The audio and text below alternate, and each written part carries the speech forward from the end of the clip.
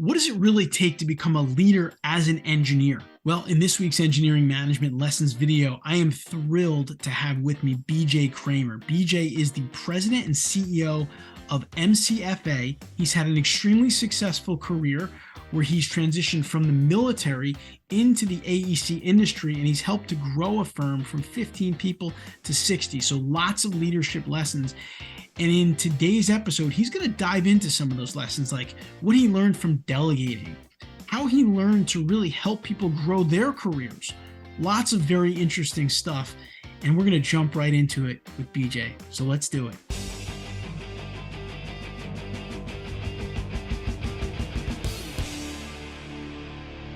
Before we go on here, I'd like to recognize our sponsor for this episode, Keller.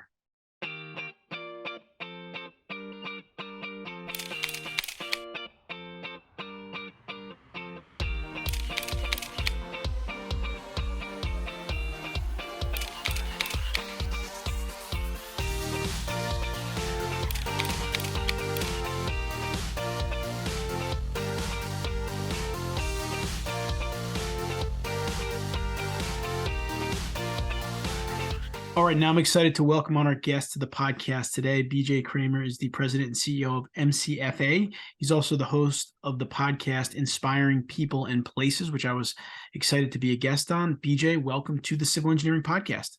Awesome to be here, Anthony. Thanks for having me. Yeah, for sure. No, it's my pleasure. We had a good time on your podcast and happy to return the favor here. I know you've got some really cool stuff we're going to talk about. And I guess just to start us off, tell us a little bit about your career journey. I know also you served in the military. Thank you for your service. And we're going to get into that a little bit. Talk to us about your career path, how you got to where you are today. Yeah, no, I appreciate it. Like you said, I graduated from West Point. I did get a degree in engineering there, systems engineering. So I call that engineering for athletes at West Point. Civil engineering was too challenging for me. But when I graduated, I went into operational assignments with in the Army, deployed to Iraq. Did route clearance, which is IED hunting, basically. So very tactical, very operational. Had the chance when I came back home to go to grad school, got my degree in engineering management. And then a story that may come out is kind of was between going back to an operational unit, but to go take command and understanding that the Army had this Corps of Engineers, which is really a civilian agency commanded by the Army or commanded by Army officers. And I networked my way across the board, took some advocacy, which is kind of abnormal in the Army to try and take ownership of your own career. It's usually the needs of the Army. But I networked myself into what's called a by name request, got an assignment after grad school. So I got my master's degree in engineering management. Knew I wanted to explore other options, or at least prepare myself for a post-Army career, whether that was going to be after 5 years or after 20 years. I had no idea, and landed myself as a project engineer / resident engineer for the Corps of Engineers on $1 billion construction project. So that's what really opened my eyes to the engineering construction, big AEC industry. Always had a bit of a passion for what was real estate development, real estate investment, loved kind of the built environment, if you will, as a kid, whether that was power washing houses, tearing out landscaping, or help my dad in the basement with, refinishing the basement or projects like that. I always loved seeing things happen. And then that $1 billion project really gave me a foothold at a young age at kind of a high level on a mega program. So Aberdeen Proving Ground, it was actually a $1.2 billion project I was on, and part of a greater $2 billion investment of military construction at Aberdeen Proving Ground. Lots of VIPs because it was close enough to DC, and because this mega Milcon spend that was happening during BRAC, base realignment and closure. And I can clarify any questions. I kind of got high level exposure to all aspects of design, construction, fit out, close out, handover of a building, and all aspects of construction inspection, safety oversight, construction management, project engineering, RFIAs, negotiations of change orders. I mean, I really got kind of a master class, if you will, in large scale project construction management. That gave me an opportunity to join a smaller firm doing construction management. And I was hired for business development, but I also had some billable goals. So I was kind of wearing right brain half the week and left brain half the week. And I had some, interesting lessons learned there, because I think that at times those two mindsets can conflict. And I was trying to figure out, where's my real strength. I was trying to build confidence through competency by getting more exposed and getting experience on the construction side. But I was really gravitating to, business leadership, business development, team building. And then I had an opportunity. I met with MCFA. Michael Furman was the founder of the company. It was a husband-wife team, woman-owned small business. I got to know them while I was at Aberdeen Proving Ground. Joined MCFA in 2012 as director of business development and strategy. Kind of grew us into, it was really a planning firm at the time, grew us into construction management. And then through some conversations in 2016, 2017, was named managing principal in 2017, and then bought the majority ownership in 2019. And, we've been kind of building and diversifying since then. I can give a quick thumbnail. We're about a 50-person company now. When I bought the majority ownership, we were about 17. We were primarily Department of Defense and federal government. We've diversified into New Jersey Transportation, DOT, or not DOT, but NJT, New Jersey Transit, a little bit of Port Authority, New York, New Jersey work, some work with PSE&G, and some work with the Turnpike Authority. So we've diversified probably about 60-40, and I'll really 60-30, and the other 10% is some entrepreneurial pursuits with real estate developers and stuff like that. That's awesome. Wow. So just to recap that, so you graduated from West Point in 2004, correct? You got it. Yeah. And then you served for a number of years, right? How many years was that? So I did, I ended up right around 6.5 active duty. So 2004, May of 2004, I graduated. In September of 2010, I got off active duty. But the first 2004, 5, 6 were really operational. Okay. And then graduated in May. I think it was May of 2007. I got my master's, and that summer I started on the Corps of Engineers project. So 2007 to 10, I was with the Corps of Engineers. And that big project got you a taste of, like you said, the AEC world, and that you really liked it. And then you ultimately ended up finding your way over to MCFA in 2012 as getting originally into business development, starting as business development, but doing a little bit, like you said, billable, non-billable stuff, figuring that out on your own as you went. And then obviously it's obvious that you gravitated towards the leadership side of things and to get to the role where you are today. Yeah. And I mean, I'm still billable, right? It's a seller doer world, Right. or a doer seller world, depending on, there's doing, there's selling, and there's managing. And, all of those things matter, on project delivery, but I definitely gravitated more. And, I guess I've always been more of an outgoing, relationship building, networking kind of person. And I love every project we have, I can get passionate about. And, if you get me in the weeds, I'll go there. But it's probably not the highest and best use of my time. And I realized that I realized early on. So an interesting story, if I can, is in 2012, when I joined MCFA, I was like the last person hired, and there was a mega trend of our contracts weren't getting renewed because of a combination of that base realignment and closure that was ending. So this mega spend is ending, and sequestration is happening at the same time. So the Obama administration had done kind of a across the board cut. So a lot of contracts weren't getting renewed. So here I am thinking, first or last guy in, I'll be the first guy out. And luckily that wasn't the case, but it also opened my eyes. Like, hey, if you're going to control your destiny, you got to be bringing in work. It can't be like, you can't be waiting on high to hand you the next project. You got to go out and find it and hunt.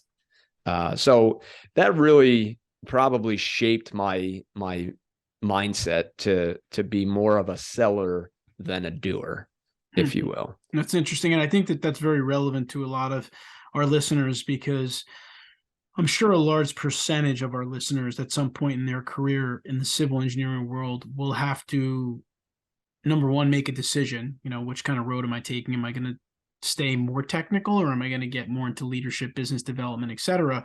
And I do think a lot of private consulting firms, a larger amount of people will go on that business. It's almost like you get to a point where you got to, like you said, if you want to keep growing in this company, the best way to do it, in my opinion, is to bring in more money for the company, of course, and grow the company, right? Totally. That's the fast track. So it's important. It's interesting to hear you tell that story and kind of how you realize that, because I do think it is an important thing to think about and think through, because if you have those skills, it gives you a tremendous advantage. And so I want to talk a little bit to you about, building teams,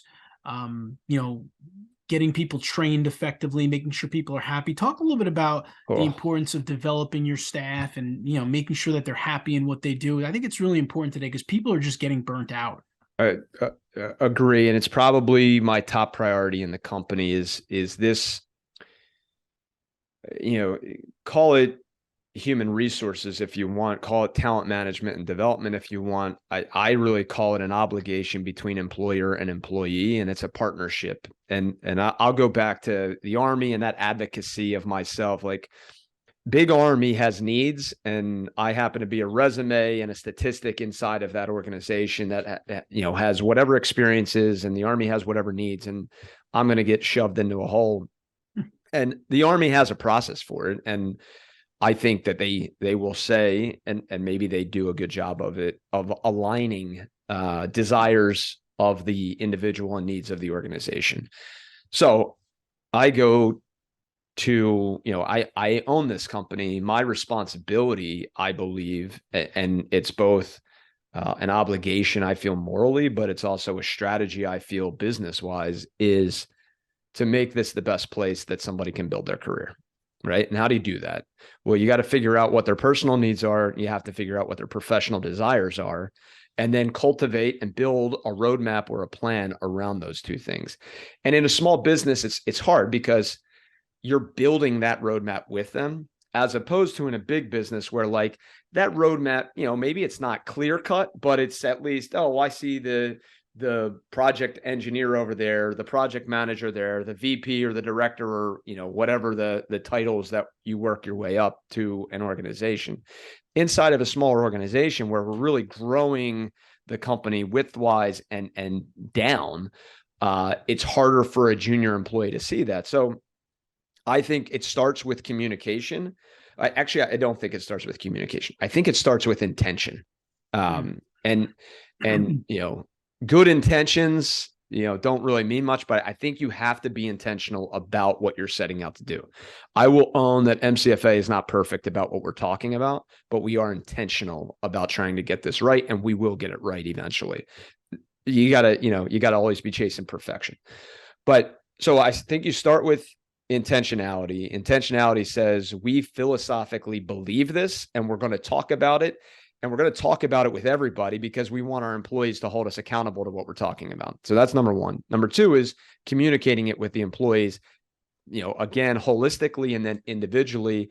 And then third is building the processes around it to show that hey, on quarterly conversations or annual reviews, we're talking about this. We're talking about what your next steps need to be. What pathway do you want to be looking at? Are you looking to build yourself more technically? Are you becoming more intrigued in a project manager role, a business development role? How do we help you get there? The salary requirements are always like, hey, how do I make more money? And you have to be willing to have those conversations again on both sides.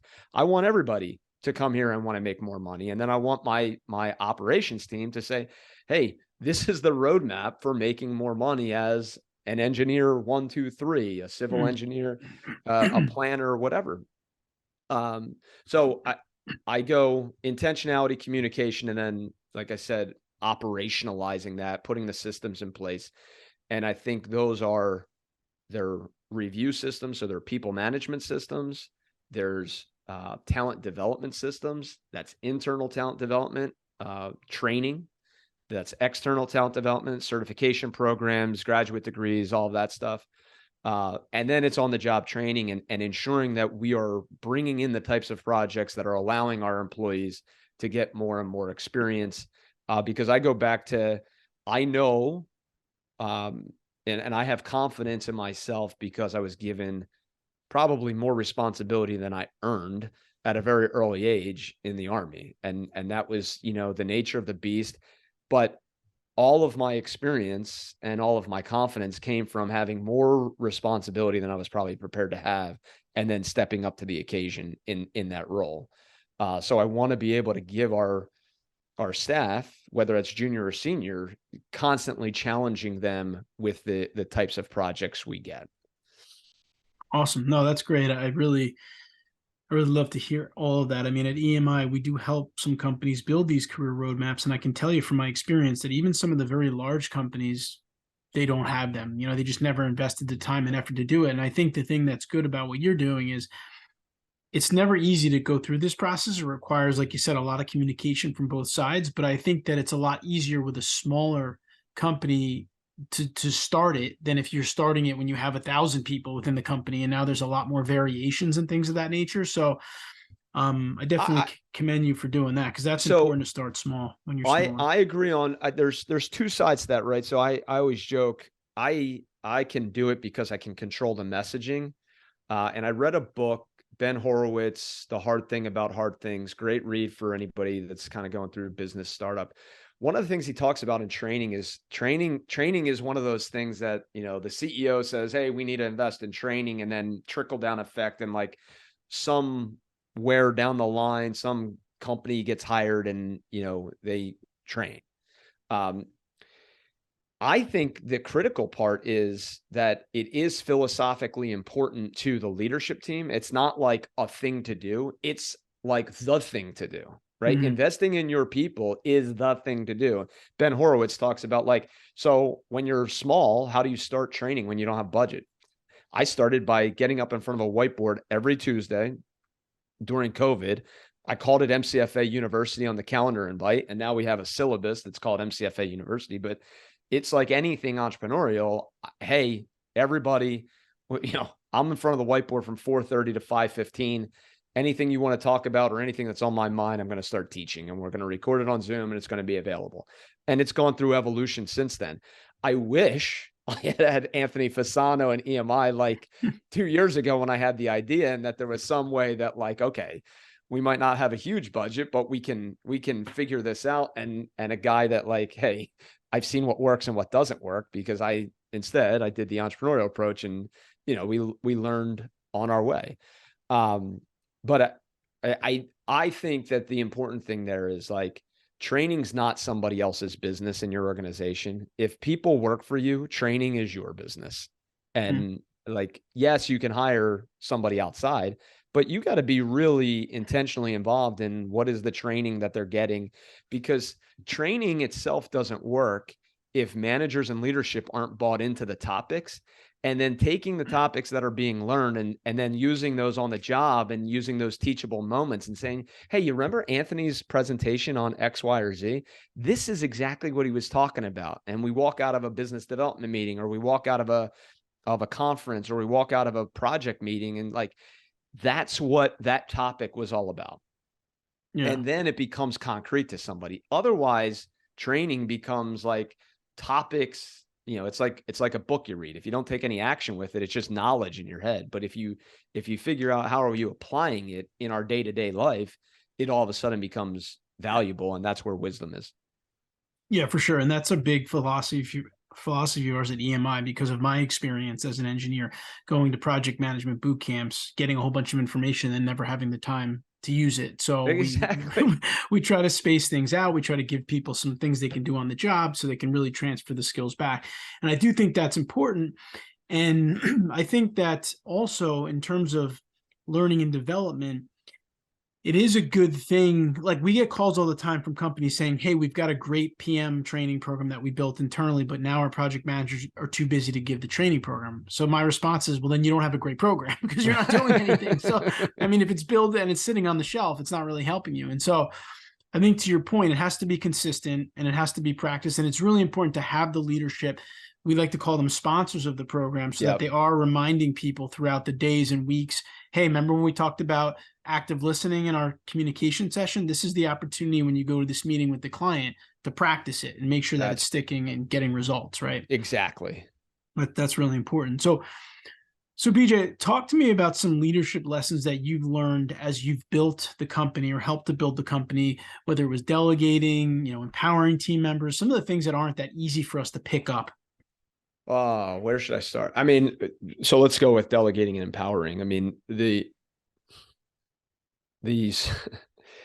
when you own a business and the Army, let's go back to training. The Army, you have employees around you, soldiers at every level that speak a common language. They've been through boot camp. They have a basic set of skills, and you have this org structure that really is your leadership and management. And I follow the entrepreneurial operating system. I love the book Traction by Traction. Gino Wickman.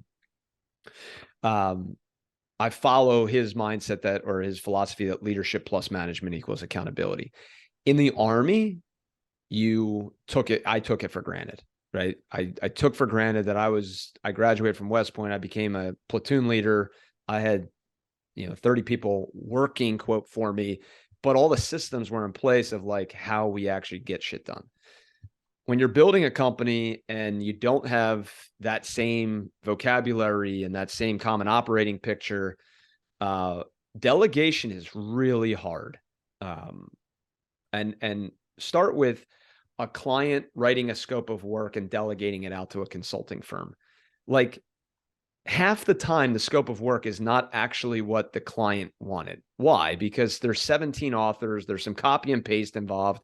The actual user of the service had to hand it over to the procurement department to actually get the person on board. Maybe they were involved in the selection, maybe they weren't.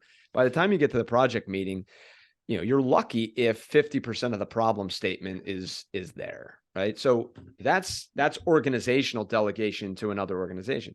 The same exact thing happens when we as leaders, especially if you're a high quick start like me, I think I've defined a problem or I've defined a task or I've defined a project, and in the Army we call it I'm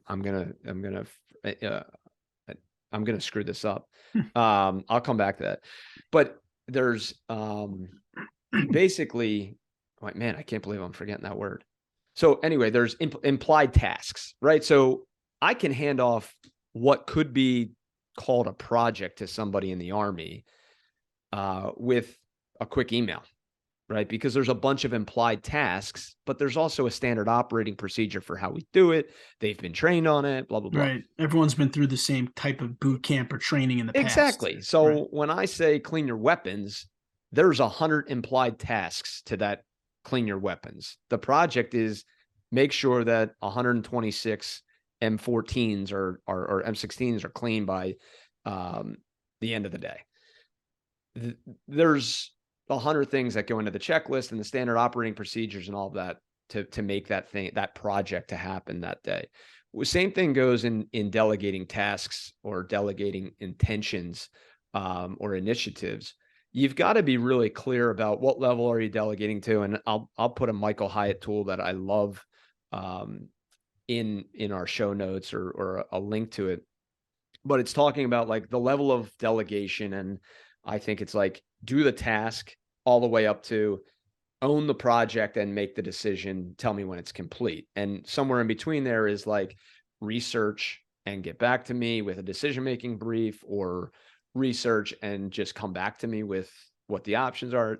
Like different levels of responsibility for that person. Exactly. And I think that his delegation tool is almost like, hey, when you write that email, are you delegating a task that this person is trained on, aware of, understands the background for? Is it really a task, or is it a project that just has a bunch of implied tasks in the back of your head that you're assuming are going to get done. So I think that's probably the biggest business leadership lesson I've learned that has allowed us to grow, because I'm not perfect on this, but it's a step in the right direction of more clarification, more clarity, more clear guidance, and more definition of what does success and what does right look like in this project or task. Because if not, nobody comes to work to fail. Nobody comes to work saying like, I can't wait to not do what the boss asked me to do today, right? They want to be successful, and we want them to be successful. We think we're giving clear guidance. But I go back to communication. This tool is one of those tools that allows somebody on the receiving end to like come back for clarification. Like, hey, boss, got the email. Is this like, do you want me to just make a decision and go? Or do you want me to figure out what is there a budget for this? Is there, it allows two-way communication to really clarify what is being delegated. And then with delegation is delegate and elevate. When you get good at delegating, you can then elevate yourself to higher use of your time, and whether that's strategic thinking, strategic research, strategic business development. If I can remove myself from tactical to go into operational issues, or move myself from operational issues to go to strategic issue, all of a sudden we're a better company, because I'm not having to jump into, a project issue on Monday when I was planning to go to a business development meeting, as an example. Right.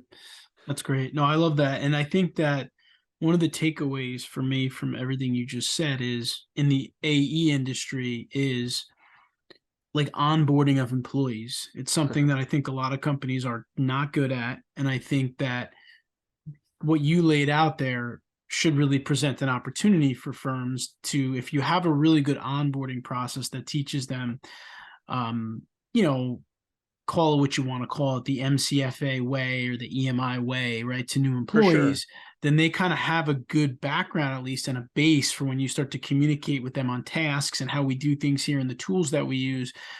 And I see right now in our industry, with so many acquisitions and people hiring so quickly because there's so many projects, that they're just not taking proper time to onboard people. And I think that's resulting in a lot of problems down the road for them, and probably affecting the retention of those employees down the road. So I think what you're suggesting in terms of having some kind of a baseline that you can work off of, and the Army is a good example. Obviously, they've got it down. They've been doing it the same way for a very long time. But generally speaking, it's a good analogy. And I hope that our listeners out there can think about that in their organizations, because I know, even with a lot of the project management training that we do, people say, hey, we love the project management training you built for us, but we also need some kind of onboarding training to get, like, if we acquire a company that has 30 project managers and we can't get them all through the training program right away, can we get like a primer for them so the day that they walk in the door, they know how we manage projects, at least, and like the lingo we're using? So I think what you're talking about can really apply in many facets of a business, to make sure that people are on the same page. See, here you go again. You solve problems that I was dealing with for last year, because I started out, it's like MCFA 101, right? What are the basics of our company?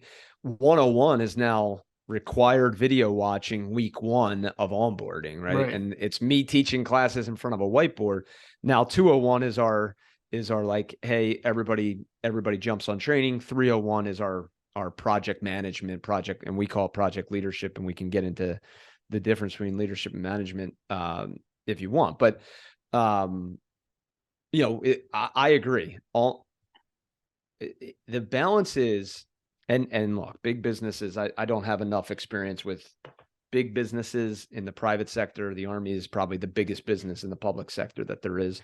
So you have to maintain this balance of scrappy and sophisticated.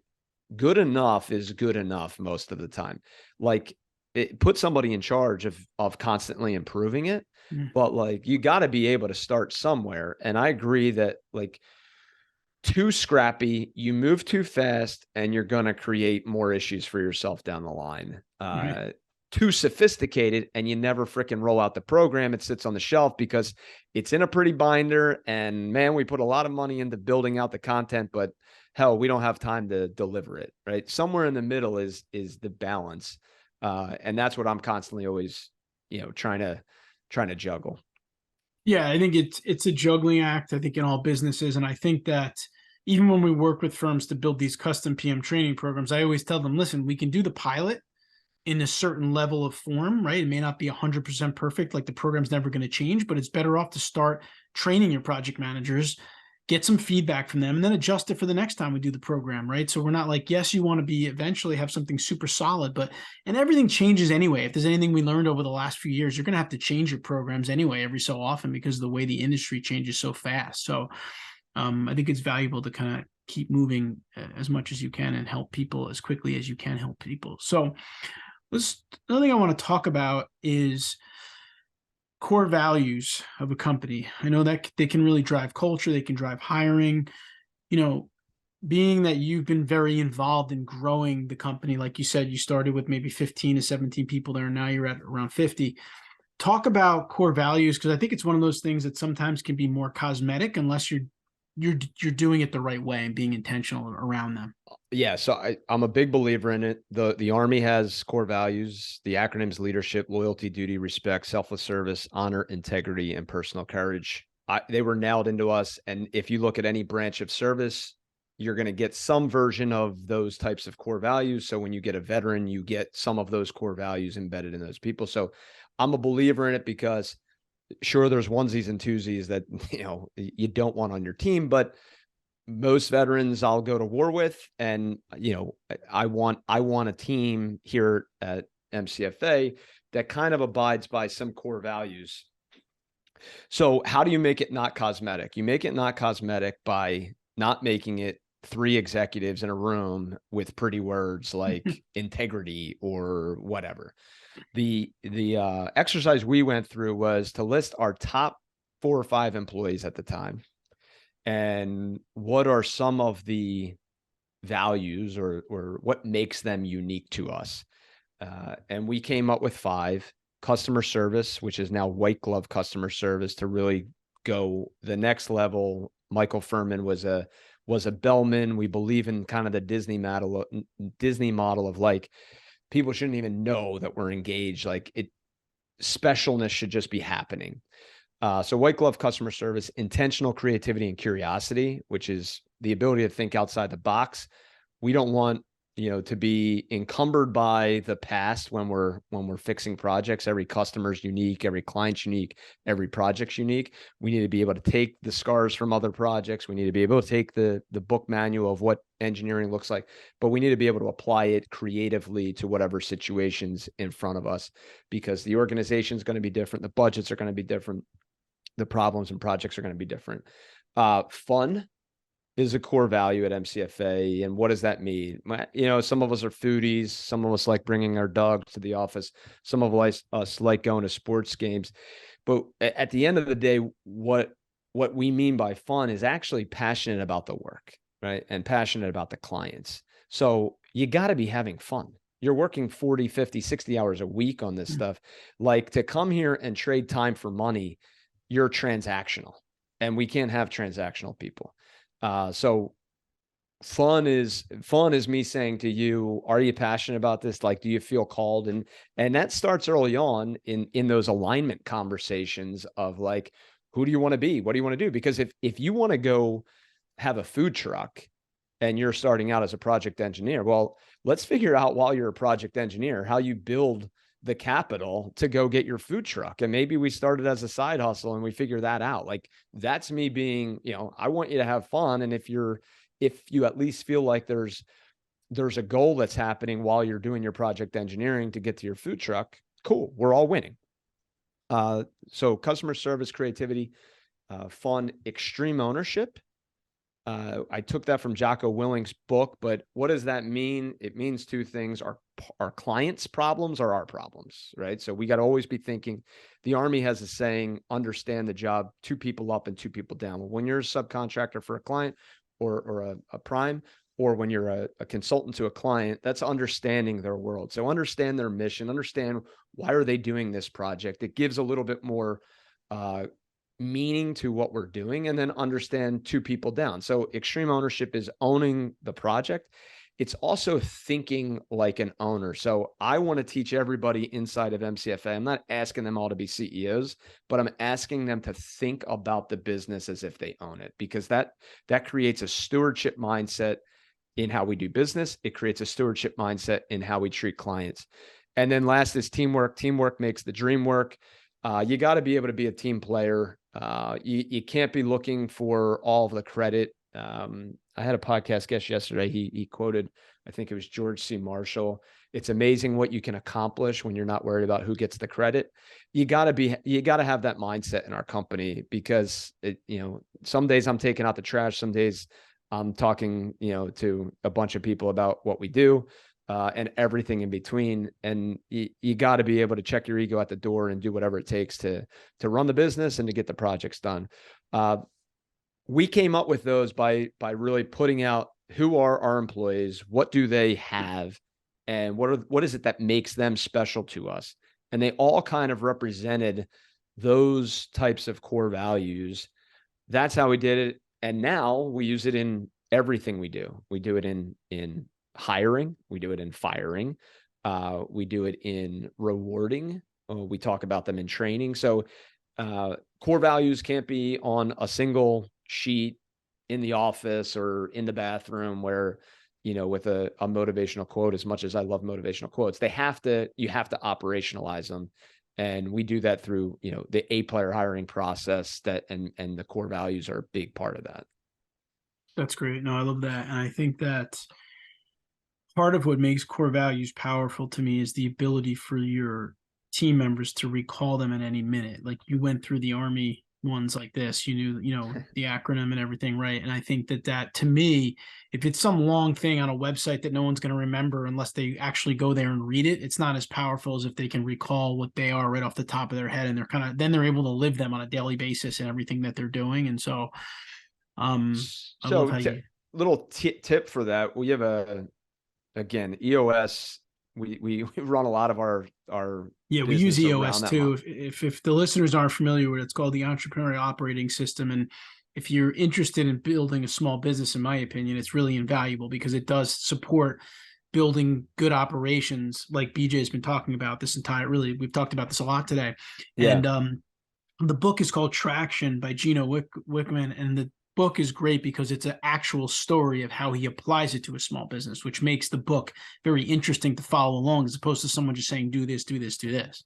Yeah. So in our level 10, we use core values to give shout outs. And it's like, hey, I saw Hannah do this. She took extreme ownership.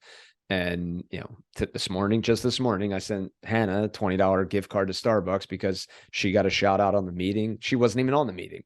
Right. But this is the stuff that's trickling up, and this is how we get our team talking about it, because then those core values are being lived, and we're hearing examples of, like, what does that core value look like in action?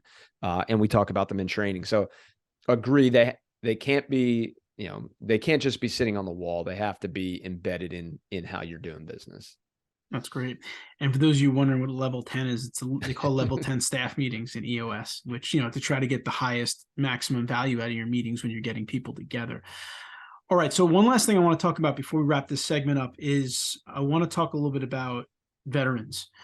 We just had Veterans Day, and to me, I think every day should be Veterans Day. I had both my grandfathers were veterans, and I always try to thank people when they serve. They give a lot, their families give a lot.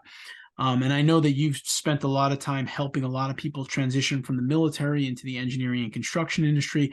Talk a little bit about how you've helped people make that transition and why veterans are a really good fit for the industry that we're in. All right. I think first, the starting point of this is I'm a veteran, and I think that we bring a unique skill set. And I think that every background, diverse population, whatever, brings some unique skill sets, and you have to be able to tap into any talent that's on your team. But I'm a veteran, so I understand that. And I also understand the veteran journey, right? You take the uniform off, and, we have an epidemic going on of suicide in our veteran population. So there's a bit of a calling to me to try and fix that, and you fix it from where you sit. And I think one of the things that guys are struggling with is you put on a uniform, you serve a calling greater than yourself.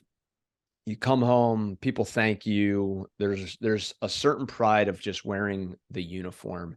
And it doesn't matter if you're, shooting bad guys in Iraq or, sweeping the motor pool in Fort Hood, Texas. You're a part of this big thing that, in my upbringing is a really noble thing. And then you go into business, and a lot of business is transactional. So there's two issues going on. A lot of veterans aren't getting jobs, or a lot of veterans are going to big businesses and like, there's no teamwork, there's no camaraderie. Right. It's very transactional. I'm not having fun. There's no meaning. So first and foremost is I'm trying to help veterans just understand that they have the opportunity to create mission and meaning and use their leadership skills in the AEC industry. And there's a lot of opportunity. So I think, a lot of people talk about project management, project leadership. You actually just had a webinar on October 27th, work trends in AEC. And I have a statistic here. I did some homework for this podcast. 69% of AEC professionals wanted more people management and leadership training. So that's a need of the industry. That's a need of our teams. We have a population, and I think the statistic, if my 13 Google searches are correct, is 200,000 veterans are transitioning out of the Army every year. Wow. We in the industry have an aging out population and a growing backlog of work coming, right? If True. The Infrastructure Investment and Jobs Act, in whatever form it comes, but whatever you look at, we have aging infrastructure that's going to have to be, rebuilt. And then we have new capital projects coming. So you have these two mega trends in the industry that say we need more people because we have more work and we have an aging out population. And you have a consistent trend I've heard, which is we suck at project management and people management and leadership skills. Both true. And so here I have a moral obligation to help any veteran. We have a foundation that if somebody's really down and out, we'll put a bear hug them and help them get on their feet. But we have a business initiative called the DoD to AEC, Department of Defense to Architect, Engineering, Construction, to help anybody that's thinking about transitioning into the industry. And I don't care if it's real estate development, resiliency infrastructure, healthcare facilities, it's a big industry and there's a lot of needs.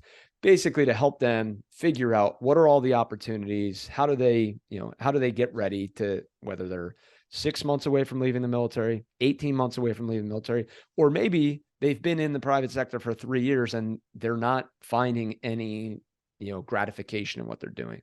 So DoD to AEC is our initiative around both giving ourselves a talent strategy, but also trying to increase the leadership and project or people management acumen of our industry. That's awesome. No, it's great. And I think that your foundation, whatever other resources that we can get from BJ, we'll post them on the show notes, because I think we all should get involved in trying to help veterans transition into the workforce. I think it's important just to give back. They've been helping us. They've given their lives, or they have put their lives out there for us. We should help them. And I think, to your point, from everything we've talked about today, I would imagine that makes them really potentially productive professionals. I mean, they've been, look at what they've handled in terms of just putting their lives on the line. Where we come to work, something might go wrong, but we're not getting shot at. Totally. Go back to the core values or the core of a veteran. They've likely been doing people management in chaotic situations. They're loyal to the organization. They're not doing it for a paycheck, because a lot of them aren't making a ton of money, right? They're a great employee base, and they bring a ton of training that they've already been handed in the leadership and management side. So all we have to do is either hook them up with the right credentialing and coursework or degree work to get them really to be technically astute. But I've been around projects for a long time. Technical issues are about 50% of the stuff we deal with. Right. People issues are the other 50%. And whether that's project team, whether that's client organization, and the broken, communications between the two, I think that veterans bring a lot to the table. No, for So, sure. so it's a good business strategy. Is like 100%. There's some moral calling to me, and like you said, you feel a little bit of that obligation to give them back. But I'm also convincing. I want to convince business leaders it's good business, right? Yeah. It's a it's a talent strategy that will make you money. Yeah. No, I think it's a good business strategy and it's a good humanitarian effort. You kind of get both of those rolled into one, which is like, you Yeah. can't really beat that. So that's awesome. All right. We're going to take a real quick break and we're going to come back and we're going to put BJ on the civil engineering hot seat and wrap things up.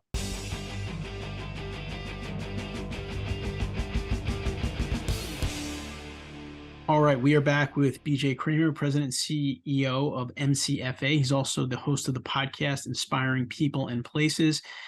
And now, BJ, we're putting you on the civil engineering hot seat. You ready? I'm ready. All right. Do you have any specific rituals that you practice every day? Maybe it's a morning routine, a lunchtime routine. I'm probably asking someone who's got a lot of them this question, but maybe you have a favorite one or two things that you do every day that have been helpful to your success. So the greater responsibility you get, the more I think morning routines matter. So I would be lying if I said I do this every day, but I try to do this most days. Is time in prayer.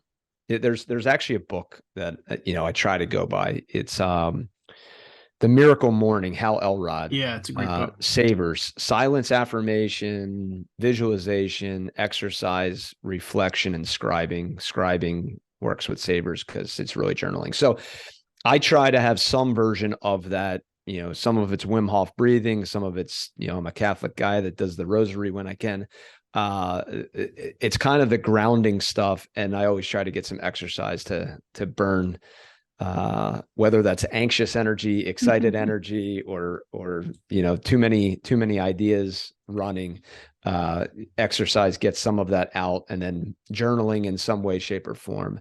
And then I think the other thing is connecting with people. And I want to, there's two parts to this because it's changed, but early on I said yes to everything, right? I didn't have kids. I didn't have family to worry about. I just said yes, whether it was a networking dinner, go to this conference, wherever. Can you go look at this client? Can you go to a project meeting? I said yes to everything. And I think that that's a really good strategy early on in your career because, one, you're going to challenge yourself. Two, you're going to get exposed to a lot.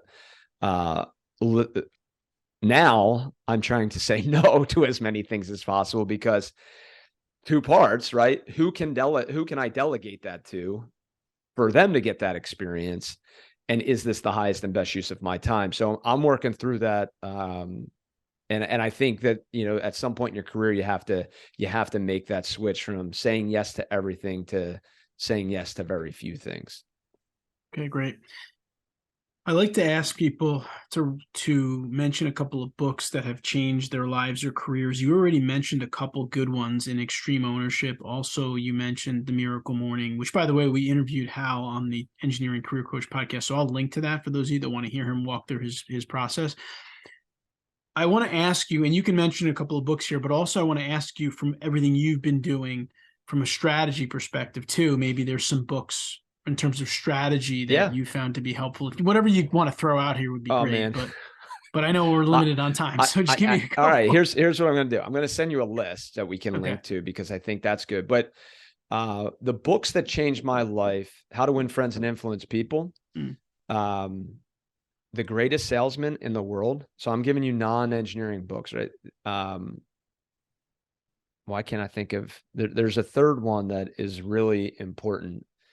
That I can't think of right now. And then I love the Jocko books. I love the Gino Wickman books, but I broke it out. There's project management, there's leadership, there's strategy, and there's kind of, what I think every professional should read. Okay, that'd be great.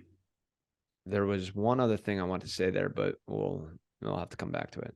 All right. Yeah. If you think of that, and we'll take the list, we'll share it with everybody. That'd be really great.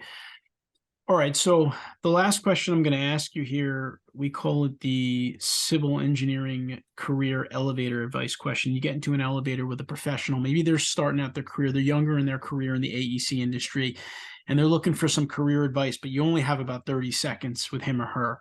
What advice are you sharing with that person based on everything you've learned in life and your career so far?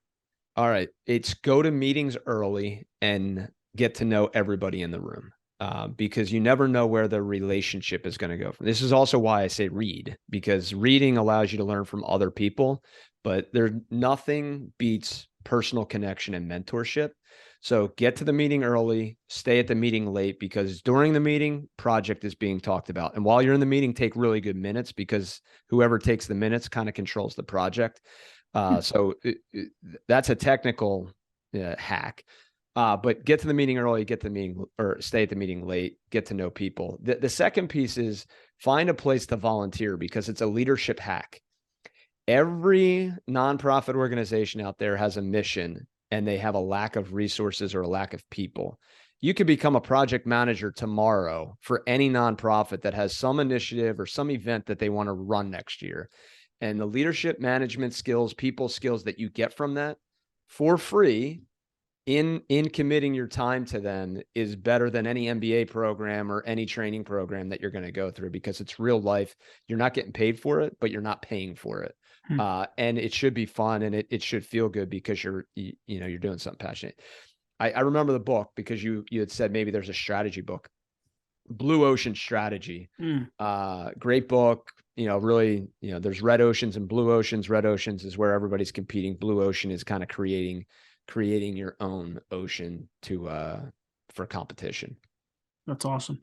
All right, BJ, before we let you go, where can people find out more about you, the podcast? Where can they go? Yeah. So podcast is everywhere: Spotify, Apple, and I guess anywhere else. It's inspiring people and places. If you look up my name, BJ Kraemer, I'm very active on LinkedIn, so please connect with me. And then our website is www.mcfaglobal.com. You can sign up for our newsletter. I do a weekly blog-ish that's kind of part leadership, part philosophy, part training, part, fun. Hopefully some inspiration and some education. Awesome. Well, listen, thanks so much for some time on the podcast. Really appreciate it. Anthony, it was so much fun. Thanks for everything you're doing. For sure. I hope you enjoyed my conversation with BJ Kraemer as much as I did. I mean, he just gave a lot of really awesome leadership development advice. Please, you can certainly ask questions or leave comments below. I know BJ is active on social media. He hosts his own podcast. He will likely comment back to you. And please consider subscribing to our channel here, because we do put out videos like this on a weekly basis to help engineers become better managers and leaders. I hope to see you next week.